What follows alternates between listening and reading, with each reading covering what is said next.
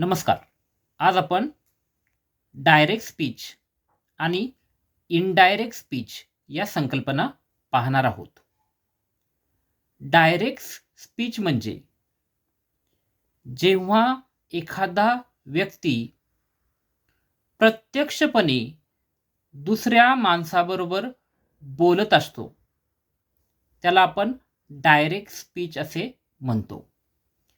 या ठिकाणी एक उदाहरण घेतलेलं आहे. सचिन नावाचा मुलगा आहे आणि तो त्याचा मित्र रमेश बरोबर बोलत आहे आणि त्याला तो फक्त म्हणतोय आय प्ले क्रिकेट. हे डायरेक्ट तो बोलतोय, हे लिहिताना आपण मात्र अशा पद्धतीने लिहितो.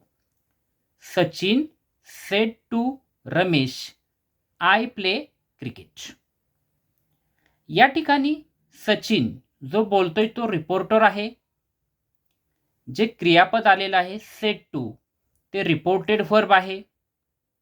ज्याच्याशी बोलतोय तो लिसनर आहे आणि जे बोलत आहे त्याला आपण रिपोर्टेड स्पीच म्हणतो.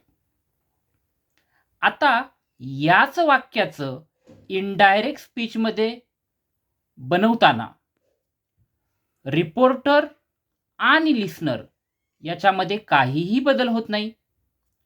रिपोर्टेड वर्ब बदलतं, रिपोर्टेड स्पीच सुद्धा बदलतं आणि या ठिकाणी डायरेक्ट स्पीचमध्ये असलेली दोन वाक्य म्हणजे सचिन सेड टू रमेश हे एक वाक्य आहे, आय प्ले क्रिकेट हे दुसरं वाक्य आहे. हे दोन्ही वाक्य इनडायरेक्ट स्पीचमध्ये जोडताना आपण सबऑर्डिनेट कंजंक्शन म्हणून दॅट वापरतो. तर या ठिकाणी सेंटेन्स झालेला आहे, Sachin told Ramesh that he played cricket. हे वाक्य विधानार्थी असल्यामुळे रिपोर्टेड स्पीचचं दॅट हे कंजंक्शन आलेलं आहे आणि दॅट नंतर पुढे ही प्लेड क्रिकेट आयचं रूपांतर ही मध्ये झालेलं आहे. आता सचिन ज्यावेळेस डायरेक्ट बोलतोय त्यावेळेस काय म्हणेल तो? सचिन म्हणतोय की मी क्रिकेट खेळतो. आता हा रिपोर्ट आपण करतोय, आपण दुसऱ्याला सांगतोय. तर आपण मराठीमध्ये कसं सांगू? सचिन रमेशला म्हणाला की तो क्रिकेट खेळला. अशा पद्धतीने आपण सांगणार. म्हणून या ठिकाणी आयचं रूपांतर ही मध्ये झालेलं आहे. कारण सचिनसाठी जे सर्वनाम वापरलं जाईल ते या ठिकाणी ही वापरलं जाईल. कारण इनडायरेक्ट स्पीचमध्ये फर्स्ट पर्सन म्हणजे आय, वी, यू ही सर्वनामं येत नाही. त्यांच्या जागी थर्ड पर्सन प्रोनाउन हे येतात. आता पुढील सेंटेन्स पाहूया आपण. Sachin said I play cricket. या वाक्यामध्ये लिसनर दिलेला नाहीये. या वाक्याचं इनडायरेक्ट स्पीच करताना Sachin sed that he played cricket. Sed हे रिपोर्टेड वर्ब आहे. ते साध्या भूतकाळात आहे आणि त्याचा साधा भूतकाळ सेड आहे तसाच राहिलेला आहे. पुढे दॅट हे कंजंक्शन आपण वापरले कारण आय प्ले क्रिकेट हे जे रिपोर्टेड स्पीचचं जे सेंटेन्स आहे ते आहे असर्टिव्ह म्हणजे विधानार्थी वाक्य असल्यामुळे आपण दॅट हे कंजंक्शन वापरलं आणि त्यानंतर आपण कंजंक्शन नंतरचं वाक्य हे असर्टिव्ह पद्धतीने करून घेतलेलं आहे. इनडायरेक्ट स्पीचमध्ये आपल्याला या ठिकाणी अजून एक गोष्ट दिसते, ती म्हणजे आपण सबऑर्डिनेट कंजंक्शन वापरल्यामुळे त्या वाक्याचा प्रकार कॉम्प्लेक्स सेंटेन्स झालेला आहे. म्हणजे या ठिकाणी सचिन सेड हे मुख्य वाक्य, दॅट ही प्लेड क्रिकेट हे उपवाक्य म्हणजे सबऑर्डिनेट क्लॉज या ठिकाणी झालेला आहे. म्हणजे ह्या कॉम्प्लेक्स सेंटेन्स म्हणून या ठिकाणी येईल. आता दुसरं वाक्य आहे Sachin sed do I play cricket. या ठिकाणी सचिन रिपोर्टर आहे. सेड रिपोर्टेड वर्ब आहे. डू आय प्ले क्रिकेट हे या ठिकाणी व्हर्बल क्वेश्चन म्हणून आलेलं आहे. याचं इनडायरेक्ट स्पीच करताना Sachin ask if he played cricket. या ठिकाणी सेड हे रिपोर्टेड वर्ब साध्या भूतकाळात आहे. त्याच्यासाठी आपण आस्क हे सुद्धा रिपोर्टेड वर्ब साध्या भूतकाळातच घेतलेलं आहे. नंतर सचिन सेड आणि डू आय प्ले क्रिकेट ही दोन वाक्ये जोडण्यासाठी आपण कंजंक्शन इफ हे वापरलेलं आहे. आणि इफ ह्या कंजंक्शनच्या पुढील वाक्य आपण हे असर्टिव्ह म्हणजे विधानार्थी स्वरूपात बनवलेलं आहे. म्हणजे त्याच्यानंतरच्या वाक्यात आपण सब्जेक्ट त्याच्यानंतर वर्ब अशा पद्धतीची रचना केलेली आहे. तिसरं सेंटेन्स आहे Sachin sed what do I play. या ठिकाणी व्हॉट डू आय प्ले हा WH क्वेश्चन आहे. म्हणजे रिपोर्टेड स्पीच हा WH क्वेश्चनमध्ये आहे. याचं इनडायरेक्ट स्पीच करताना सचिन आस्क सेडचं रूपांतर आस्कमध्ये झाले. आणि सेम WH वर्ड या ठिकाणी जो WH वर्ड आहे व्हॉट तो या ठिकाणी इनडायरेक्ट स्पीचमध्ये कंजंक्शनचं काम करतो आणि त्यापुढे ही प्लेड. या ठिकाणी हे वाक्य साध्या वर्तमान काळातलं असल्यामुळे त्याचं इनडायरेक्ट करतानाही साधा भूतकाळ झालेला आहे. कारण रिपोर्टेड वर्ब हे साध्या भूतकाळात असल्यामुळे त्याचं रूपांतर हे साध्या भूतकाळामध्ये झालेलं आहे. या ठिकाणी सचिन आस्क हे मुख्य वाक्य, व्हॉट ही प्लेड हे उपवाक्य आलेलं आहे. पुढील सेंटेन्स आहे Sachin said how lucky I am. या ठिकाणी सचिन हा रिपोर्टर आहे. सेड हे रिपोर्टेड वर्ब आहे. हाऊ लकी आय एम हे रिपोर्टेड स्पीच आहे आणि त्याचा प्रकार आहे एक्सक्लेमेटरी सेंटेन्स. याचं इनडायरेक्ट स्पीच करताना Sachin exclaim that he was very lucky. Said हे जे रिपोर्टेड वर्ब आहे त्याचं एक्सक्लेम हे क्रियापद आलेलं आहे. ही दोन वाक्य जोडण्यासाठी दॅट हे कंजंक्शन वापरलेलं आहे आणि दॅट ह्या कंजंक्शन नंतर आपण ते जे एक्सक्लेमेटरी सेंटेन्स आहे त्याला आपण असर्टिव्ह बनवून घेतलेलं आहे. या ठिकाणी ही वॉज व्हेरी लकी.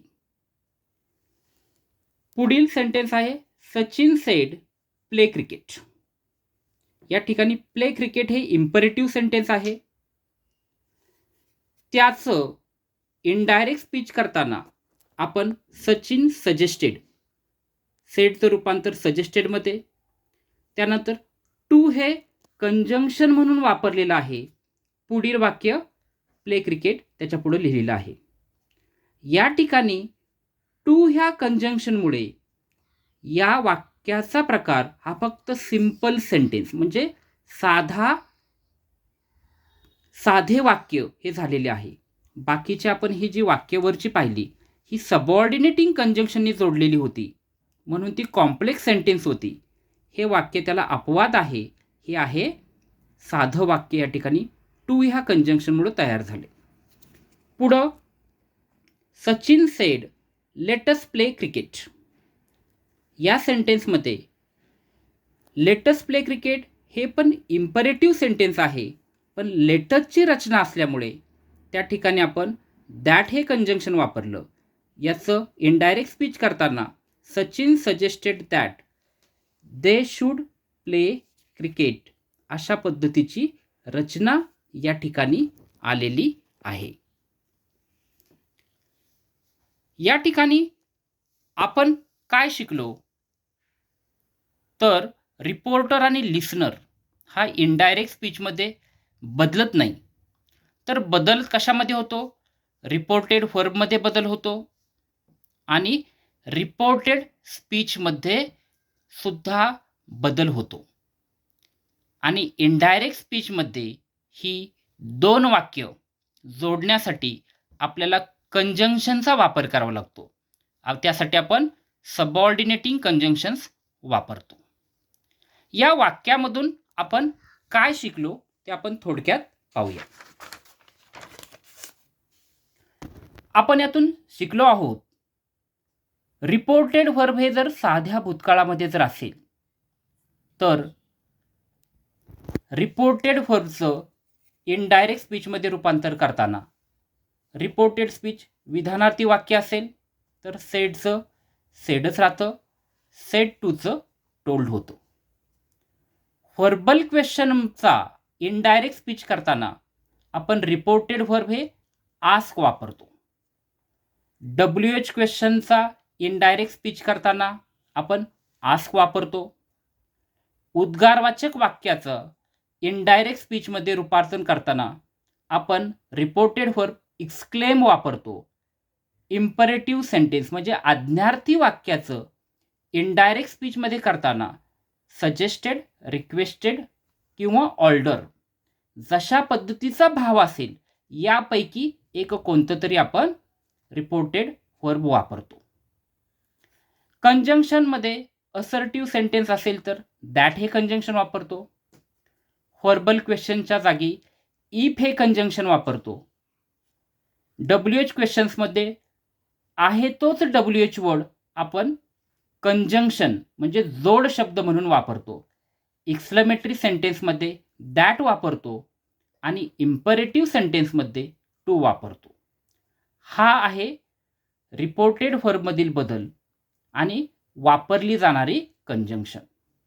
आता रिपोर्टेड स्पीच यामध्ये काय काय बदल होतो तो आपण पाहूया. या ठिकाणी रिपोर्टेड व्हर्ब हे जर भूतकाळात असेल तर आणि तरच हा बदल होतो, नसेल तर फक्त काळ जो रिपोर्टेड स्पीचचा आलेला आहे तो तसाच राहतो. या ठिकाणी रिपोर्टेड व्हर्ब हे भूतकाळात आहे म्हणून काळामध्ये हा बदल झालेला आहे. पहिला बदल होतो वाक्यामध्ये.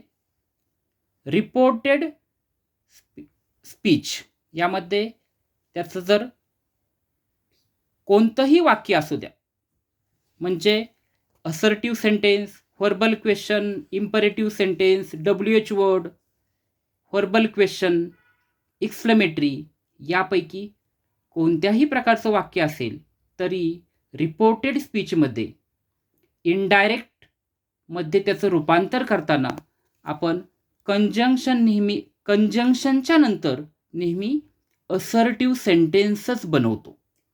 हा पहिला बदल. दुसरा बदल होतो प्रोनाऊनमध्ये. कोणतंही प्रोनाऊन येऊ द्या, आपण इनडायरेक्ट स्पीच करताना त्याचं पुरुष असेल तर त्यासाठी एकवचनासाठी ही वापरतो. स्त्री असेल तर तिच्यासाठी सी हे प्रोनाऊन वापरतो. एखादी निर्जीव गोष्ट असेल तर इट वापरतो. ही झाली एकवचनी प्रोनाऊन आपण इनडायरेक्ट स्पीचमध्ये वापरतो. तर अनेक वचनासाठी दे हे प्रोनाऊन वापरतो.